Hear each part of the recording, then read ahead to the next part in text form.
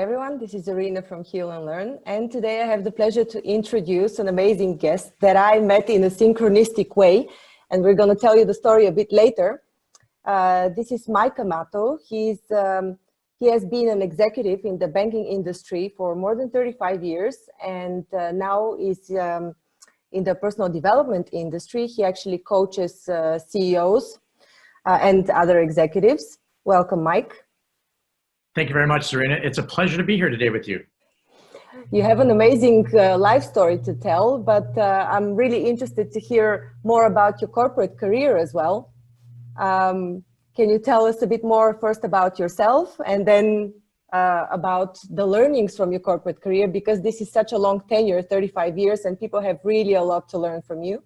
And before you start introducing yourself, just to mention that you're going to join healnlearn.com and offer services there for anybody who is on the path of career progression and personal development. Excellent. Exactly right. Exactly right. Thanks, Serena. You know, it's really great to be here and support your work there. It's been an absolute pleasure getting a chance to meet you and know what you're all about, and it's going to be fun to watch you grow and hopefully be part of that. Look, by way of background, introduce who I am. So I live in just outside Seattle, Washington, and I've got a portfolio of activities that I do right now. One of the ones that I don't talk about very much, but I own a vineyard and a winery, and so I spend some time on that. But what's fantastic is it's taking off right now, and we've got a lot of award-winning wines. We just won a bunch of awards this weekend, so I do. Congratulations! Thank you. Thank you. That's a fact that maybe not many people will know about me, but next time you come to Europe, bring some wine. It's a deal. It's a deal. I can do that for you. So I do that. I'm also on the board of directors of a digital startup bank in London. So I go from Seattle to London every month for 4 days. But then I have the other activities that you alluded to, which we'll cover later. Now, my background, though, is maybe somewhat different because I worked 35 years in financial services, or for 35 years in banking without ever becoming a banker. And so when I tell people that, they always ask, well, what does that mean? How can you work at a bank without becoming a banker? And the point is, I refuse to adopt a banker's mindset for the business and to look at the business as numbers. And I've always looked at business about people. And in the large corporate world, it's increasingly more difficult to think of people as being the key driver of the business when the markets and the stakeholders in the board drive a focus on numbers. Mm-hmm. So I remember going back in my career, somebody asked me about my P&L. I said, I'll tell you about my P&L. Now at the time, by the way, at the time, I oversaw a balance sheet of over 100 billion pounds. I had 30,000 colleagues on my team and covered a full range of banking products, including mortgages and investments and the whole thing. So they wanted to know about my P&L. And I said, I'll tell you my P&L. It's people and leadership, not profits and loss. And they were kind of taken aback. I said, look, it's people. So there's people that buy our products. There's people that buy, and many of the people listening to this, you're going to have people that they're called customers, and they're people. And we design our business to meet or solve a need for these people called customers. So business is about people, first and foremost about customers, but the people that enable that to happen, the people that help us create the products, deliver the products, and service the products are people that work for us. We call those colleagues or employees. So as I mentioned, we had 30,000 colleagues, we had 14 million customers, and to me, that was the P&L. And the question is, I would always ask my team, are we relevant in their lives? Now, that's not a question that many executives will ask. They don't think about it that way. They think because I have my job, I'm relevant because of the standing.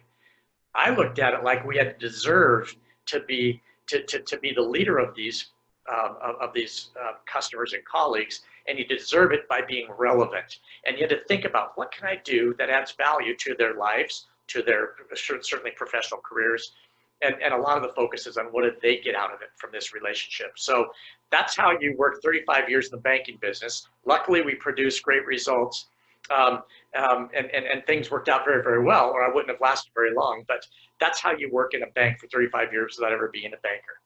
Mm-hmm. So what are some of the things that made you relevant? What are some of the values that made you relevant? Beautiful question.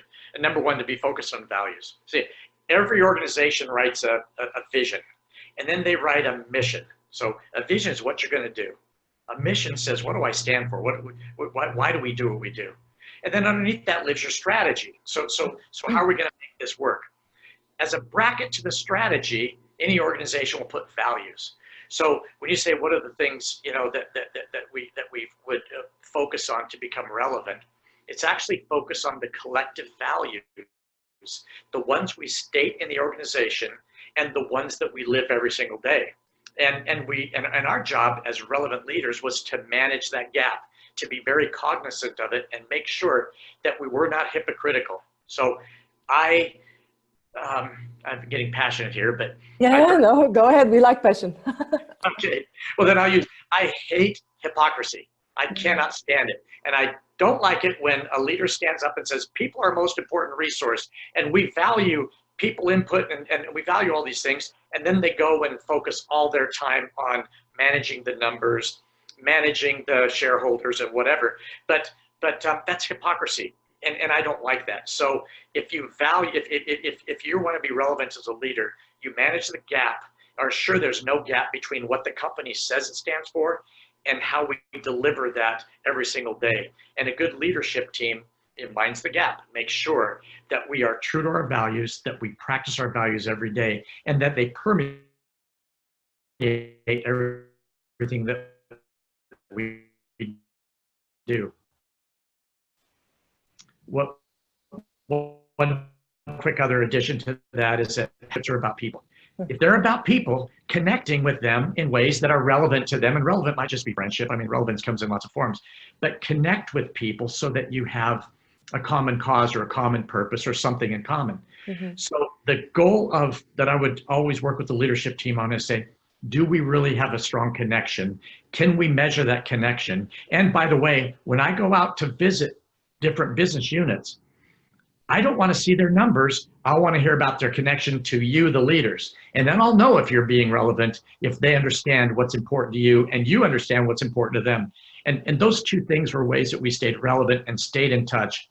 It's almost like a physician that keeps his finger on your pulse. That's what leadership should do. And how did you convince the rest of the management team to actually follow your approach to people and leadership? Because your approach is rather exceptional. And how did they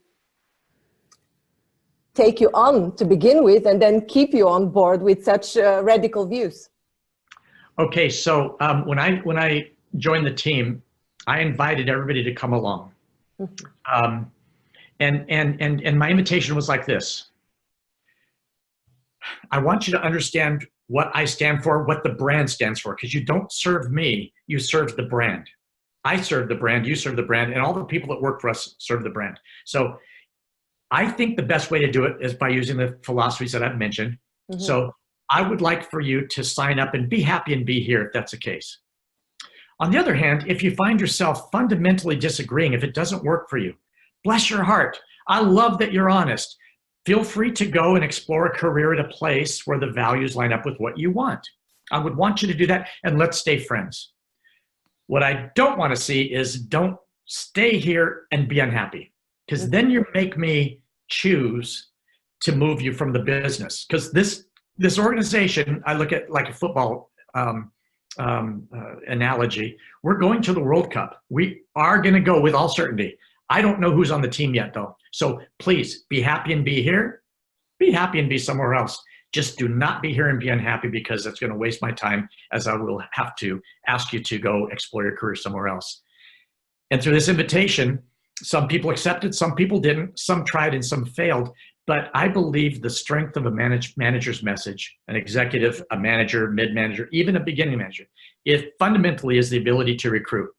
If you have the ability to recruit, you need not fear if a top talent person says, you know what, with all due respect, Mike, I'm going to go move somewhere else. And trust me, a lot of very, very talented people did, who are doing phenomenal things today.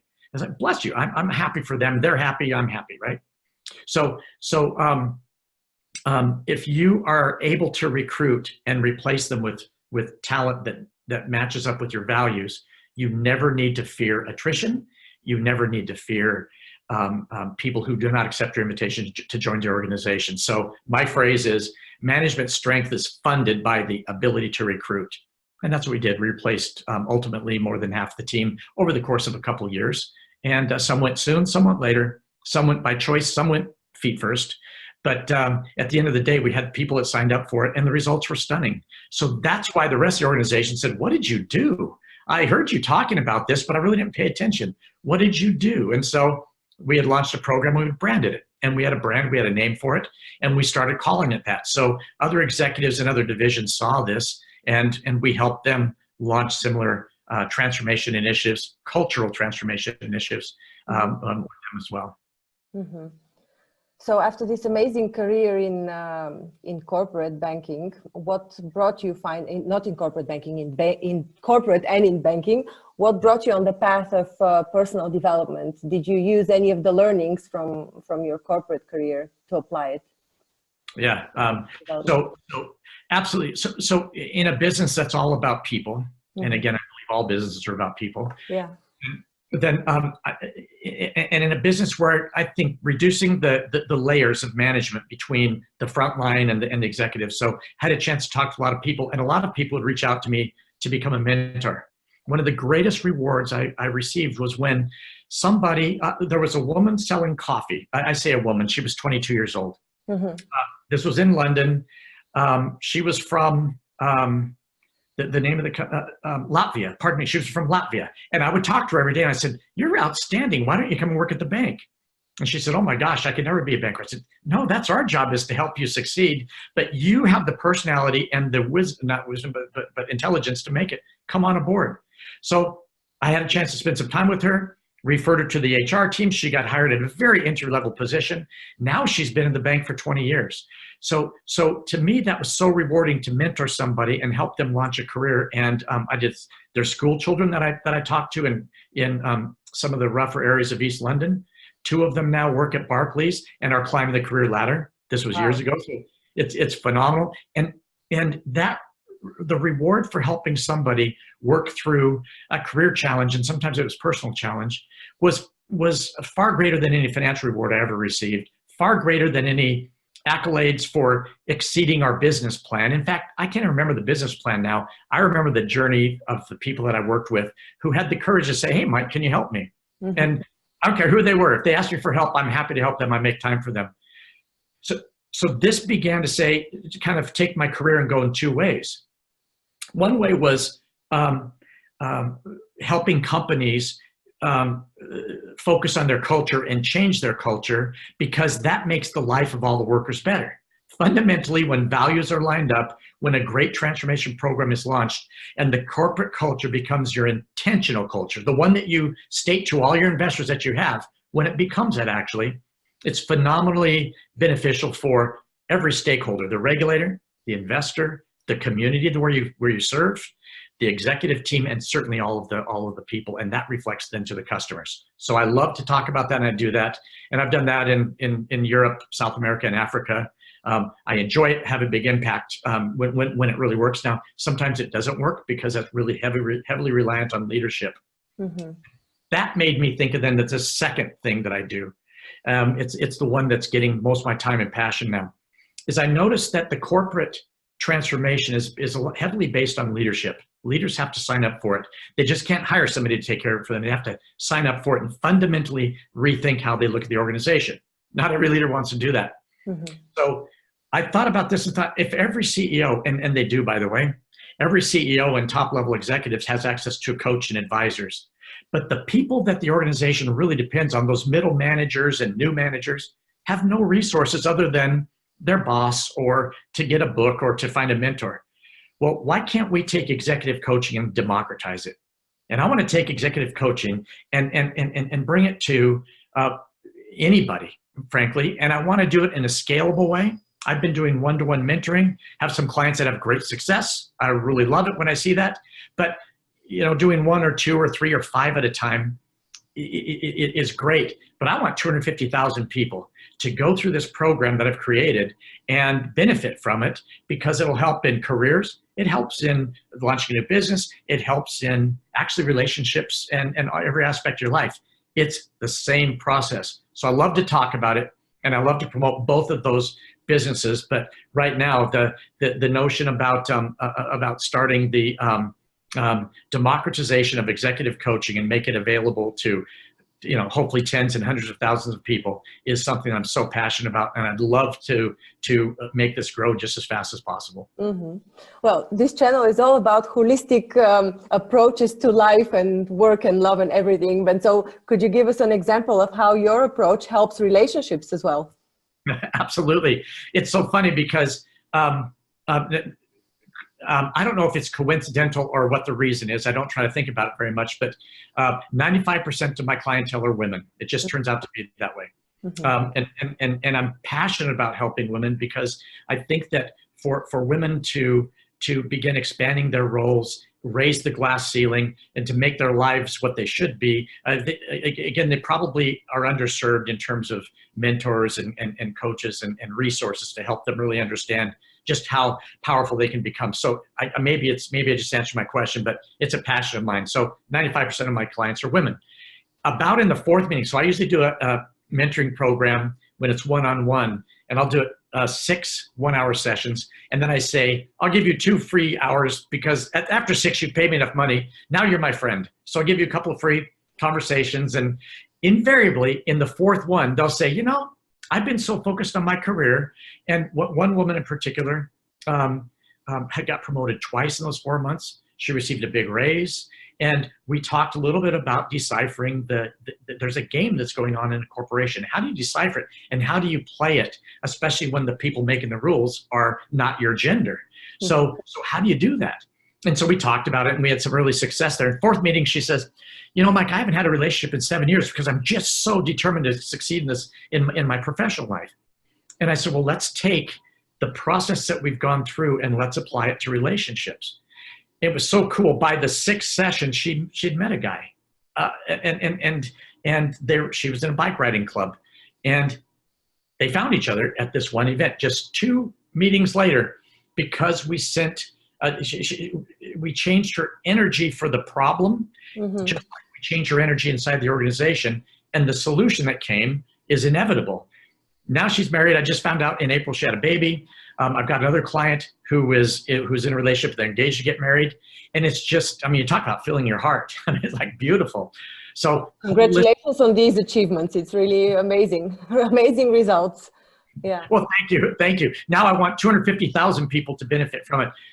And later on, I want to talk about when it doesn't work, because I don't mean to say that I'm the first person in the world that it always succeeds, and I'm sure not.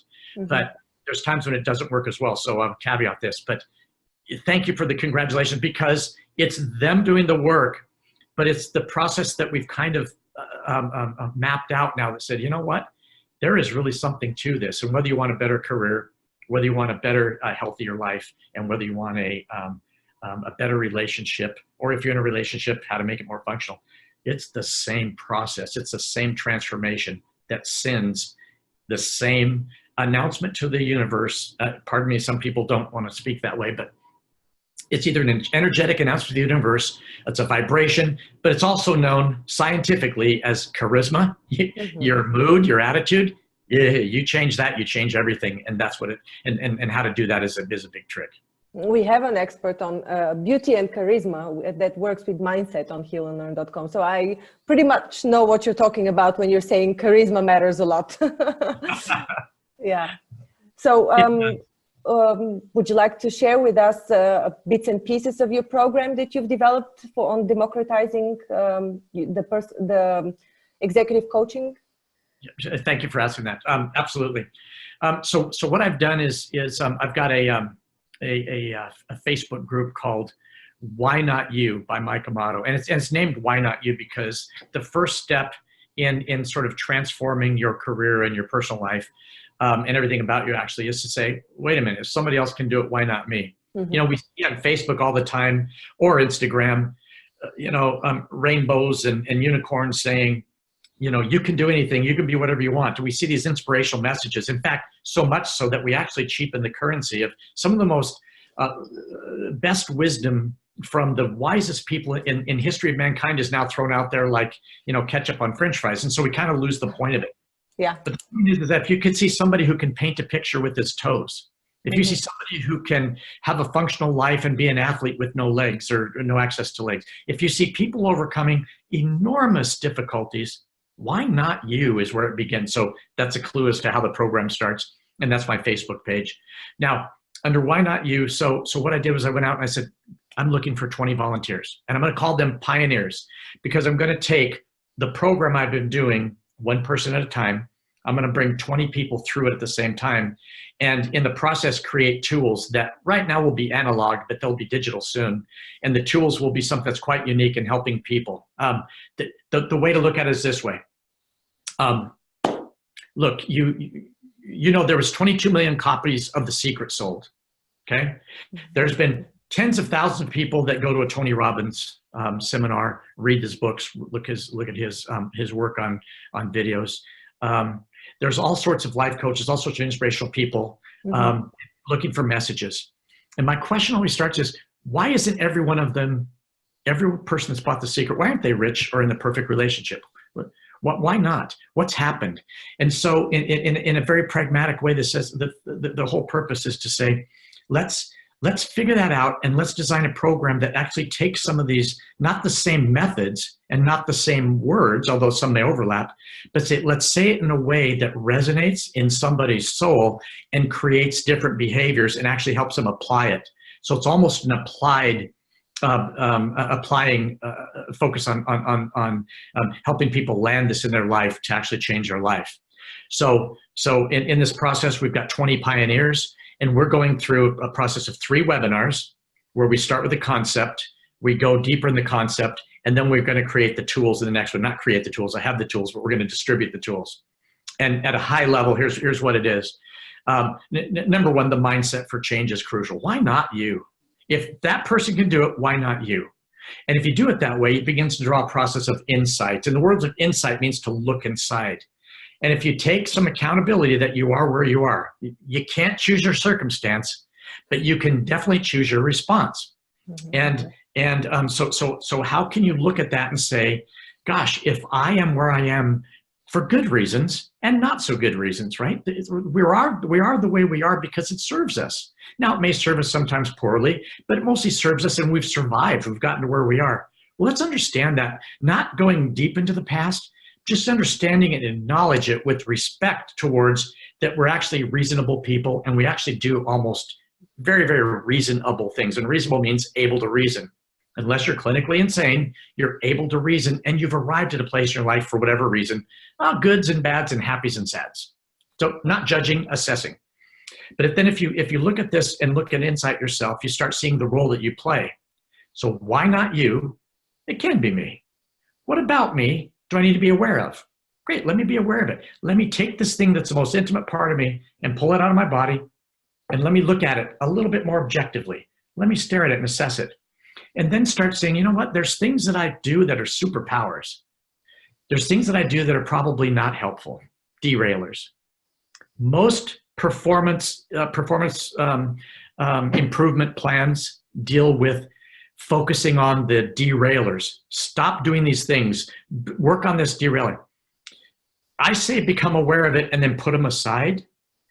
Instead, if you look at yourself as a pie chart, and if only 5% of you or 7% of you, or maybe some people will say, gosh, I think that 40% of me needs to be fixed. Okay, fine. Let's take the 60, let's take the 90, let's take the 95, and let's do more of that and appreciate it and celebrate it. And you actually will consume those parts. You'll be so busy being what you want to be anyways, that you consume the parts of you that you wish were better. Now that leads to the other section then is self-limiting beliefs. Self-limiting beliefs, by its own name and definition, are tremendously powerful things. So in this process of why not you, becoming aware of these insights about yourself, and then looking about how do I expand my superpowers, you can consume the self-limiting beliefs and you can rewrite the story that you play, the program. And the idea is to focus less on the program of where you've been, because as much as I'd love to be a psychologist and help everybody with the challenges with their past and how it impacts them today, I'm not, and I can't pretend to do that. And I don't play one on TV. But what I can do is say, given that, all of our efforts should be focused on here. And how do we create a new future for you? How do we write a new program that's more powerful? And I'll tell you just one more thing about this. Once you do that, and we're going to provide some tools for people to do that, and to kind of maintain that, because you got to stay in that energy and you've got to continually focus on that. Once you do that, then you begin to see things that happen for you in ways that seemed mystical before.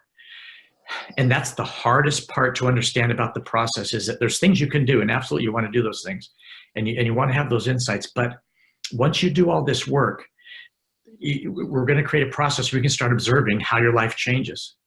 And when I'm in the future, and when I am emotionally attached to my future, ideally in a way that's more powerful than the emotional attachment to my past, now you just open up the world of possibilities. And that's what we're designing to do.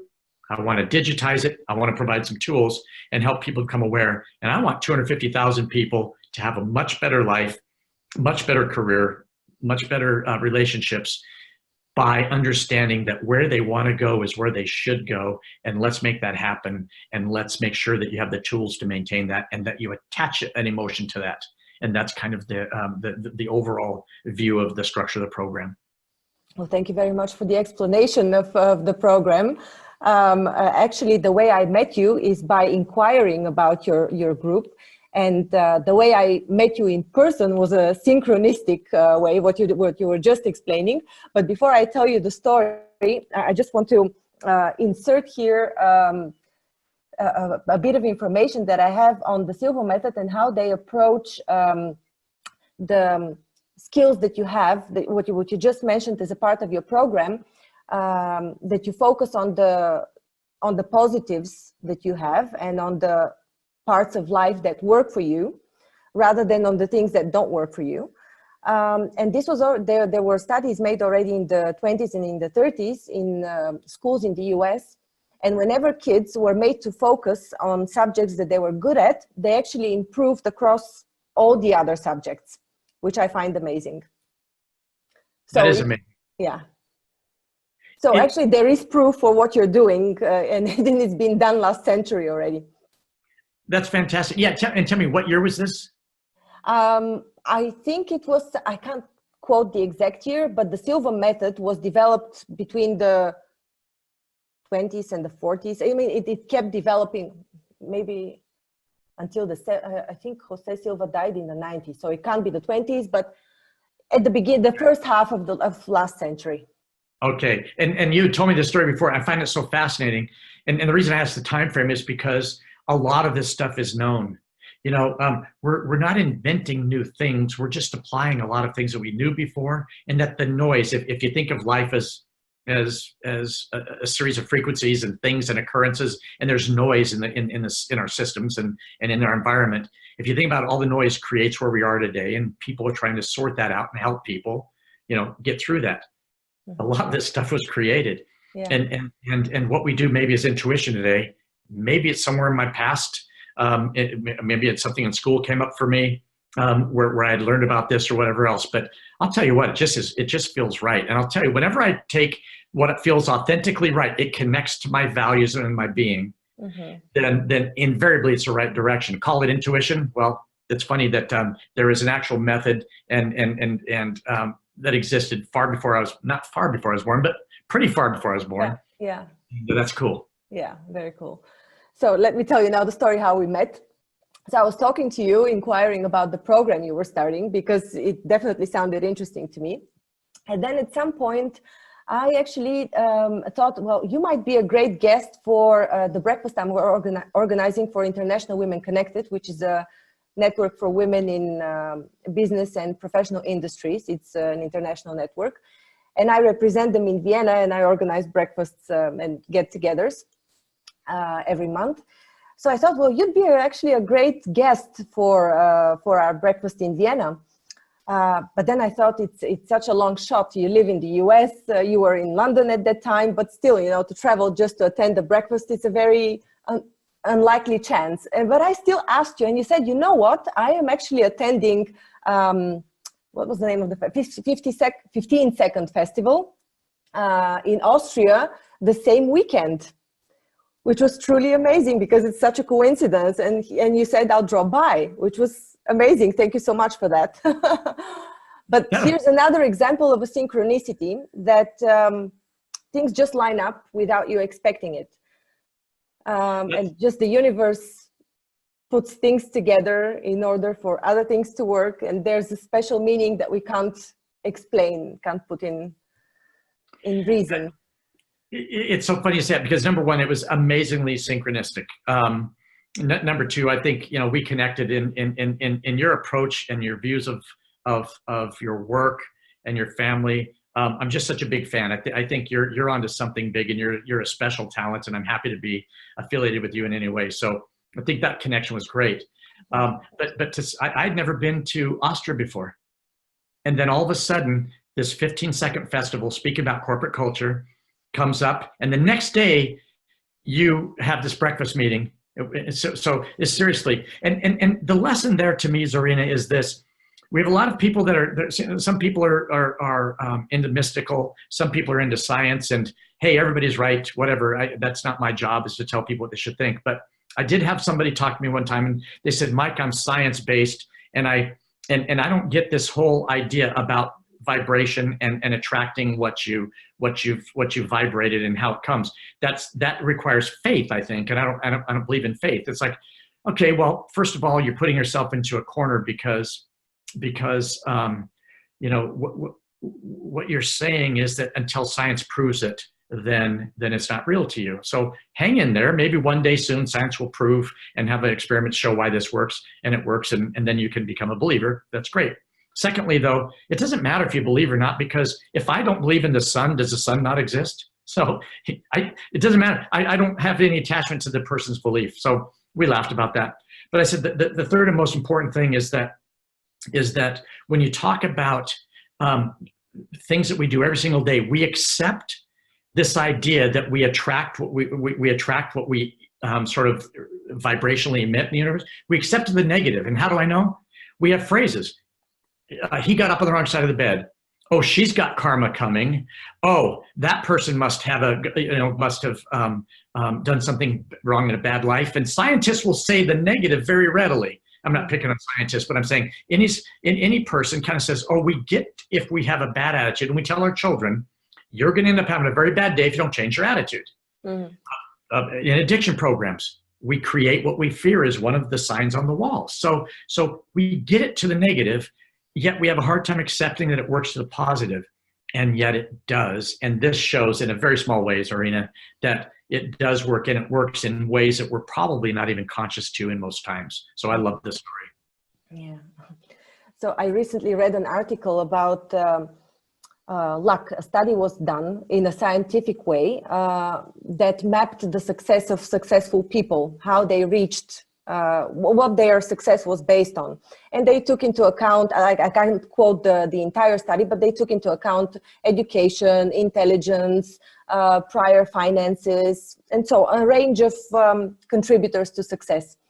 And what they found out when they ran this model, because it was not a study, it was a computer model that scientists created, they found out that success is largely due to luck. So basically synchronicities. So what is your view on luck? How do you create luck? That's a surprising finding. I would not have predicted that. That's interesting.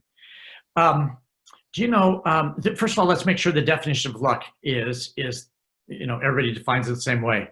The way I've always looked at luck was it's an occurrence of which you had no involvement. Even buying a lottery ticket, you had you went and bought the lottery ticket, but the fact that you bought a lottery ticket and then you win, that's kind of luck, right? I think that's good luck for some people. It's actually bad luck for other people, but I think that's luck. Whereas I call it good fortune means that I've done something, I've done something to help create that success. Now, I would have said before you said that story that I think the success is a result of good fortune. There are some people that are luck, but I will think that I think luck would not be contributed the way I define it. And here's the reason why. You would think that winning more than $1 million in a lottery is luck. And you would think it's good luck, and that person's good luck. But you know, the number of people that win the lottery, that their life gets totally destroyed after it happens, it's astronomical. I've heard anything from 82 to 92% of the people that win the lottery bankrupt. No, they lose it within 5 years, 80%. Okay. Yeah. Okay. Thank you. So to me, the lottery is the closest thing to luck. There's other examples, but in this example, that's one I tried to think of. And if that turns out to be, bad luck, I don't know how to plan my life around that. What that means is don't worry about anything. You're either going to get it or you're not going to get it. And so no use buying a book that's going to help you. No use talking to somebody who can think they can help you, because your outcome is going to be determined by just chance. Mm-hmm. I'd like to think we all have something to do with it. And I'd like to say that I think if I redefined luck and said fortune, if I looked at that and said, I am not a victim of my life, I'm not a passenger, I'm a driver, to me it feels better.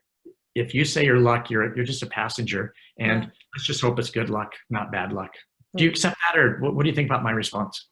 I love it. I think that the word luck that they used is, of course, derived from the computerized model that they used. But my definition of luck is actually something that you've attracted in your life. You call it good fortune, but I call it also a synchronicity. It's something that you vibrated in. So whether you call it luck, which is a simplistic definition, like if you look at if you relate it to a lottery ticket, or whether you call it good fortune, which is of course the better framing, you've attracted it. Well said. You're right, because you could send the right vibration and then a lucky thing happens. Well, was it luck, or was it the fact that you emit a different vibration? Call it luck if you want, but ultimately, if you choose your vibration, which I hope that most people think they can change their vibration, then you create your luck. Mm-hmm. Okay. So you seem to be in a very soul-satisfying path in your life. Do you think you found your purpose in life? Yes, I'm always open to making sure that I'm the right path. I'm definitely in a path in the right direction. There's going to be forks. I'm going to be very alert to those, because I think that things do appear. But I'm at the point now where I know, what fills my soul. I mean, even right now talking about it, I can feel a glow right here, because watching and seeing people that were struggling with something before overcome that. Even, touches me when people struggle with it and they can't let go of it and they ultimately fail. I mentioned not everybody succeeds. It still touched me in the heart when I talk to somebody. We have a couple of calls and they say, Mike, it just doesn't work because I can't buy into it. I can't let go of the past, or I can't do something. And I call it the persistent but Mikes. And if after a couple of calls there's still more but Mikes, it means, gosh, maybe this program just doesn't resonate with you, but still it touches me here. So whether it's success or failure is not how I judge. It's how it makes me feel in my heart when I work with people. And so, yeah, I'm on exactly the right path. And I'm really curious, because there may be forks in the road, whatever, that they may turn left or no, they won't turn left or right. They're going to turn a little angle and a little angle, but I am definitely going on the right path, and it feeds my soul. And it's just really been fun. And I'm in a part of my life where, there's a phrase that said, emotions are crucial, but gratitude is the king of all emotions. And so I always want to make sure that I'm feeling gratitude, which I don't always do, but I remind myself, when you're in gratitude, you're in it. You're in the highest vibration you can have. So thank you for saying that, because I feel like I am in a place where I can emit a gratitude, most of the time in my life, and I just love it. Oh, I can feel your positivity and your excitement about it. Do you have the formula for other people finding their purpose? What I do is we dust off what's already in them. I truly believe, I can't say that everybody's supposed to be a certain way or not, because again, it's pretty complicated analysis, but I can say, if we work together and we dust off this tablet inside that has that formula, I've got the process. I guarantee the process will work if the person embraces it and if they're the right person for the program. Guarantee it. But it's really dusting off what is inside of them and saying, if you take your superpowers and you spend more time on doing more superpowers, not only do you feel good and you get that warm feeling in your heart, not only your brain, it actually grows, and neuroscientists will tell you you're creating new connections, you're glowing and flowing in different ways than you've ever done. But you simply will find that it's not that hard. You have the formula inside you. You're just blocking it with your old programming. So you write a new program that reinforces the things that your new superpowers are going to do for you. And to me, that's a formula for anybody. Wonderful. Thank you so much, Mike, for your time, for your wisdom.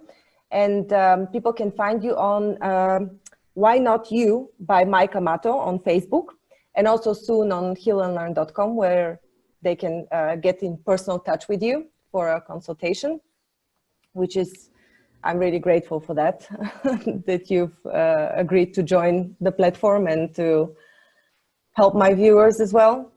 Hey, absolutely willing to. And gosh, Serena, anything I can do to support you and what you're doing at any time, happy to do it. And thank you for letting me come and speak with you.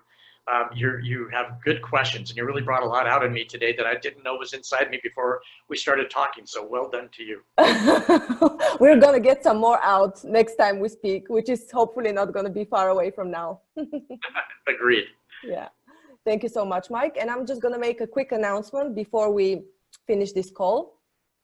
On the 20th of September, I'm starting a group coaching program called Quest for Meaning, Start a Business. And it's going to be a completely holistic approach on starting a business for small companies or for people that have no idea what their business idea is. So we're really going to start looking at the core of people. We're going to have a few sessions on energy and manifestation, how this works, a few sessions on mindset, on relationships, on psychology in general, on self-confidence to start a business. And then we're going to go into life vision, purpose, matching the purpose that you have to the market, designing a business model, and then go to top MBA approaches on really shaping a profitable business model, designing strategy operations. And I'm going to have some top experts join here and there during the process of the group coaching, and maybe Mike will be one of them. Zarina, I know this is just your announcement to your viewers, but I'm going to say I hope your viewers pay attention to this, because it's a super holistic program, and it's actually helping right where it's needed. You're starting with the mindset stuff, but you get really into pragmatic things. And when I look at small businesses, and as a bank, we funded a lot of small businesses, they need exactly the type of input and advice you're going to give them. They couldn't get a better program than what you're going to share with them. And so I hope they're listening and paying attention to this, because it's going to be a big program and a big offer. I'll get back to the viewers later with an expanded description of what exactly it's going to be. But for now, you can head to healnlearn.com in section Home Study and read a bit more. Thank you so much, Mike. Thank you. Thank you. Have a lovely day in Seattle. Thank you very much. You too. Take care. Bye.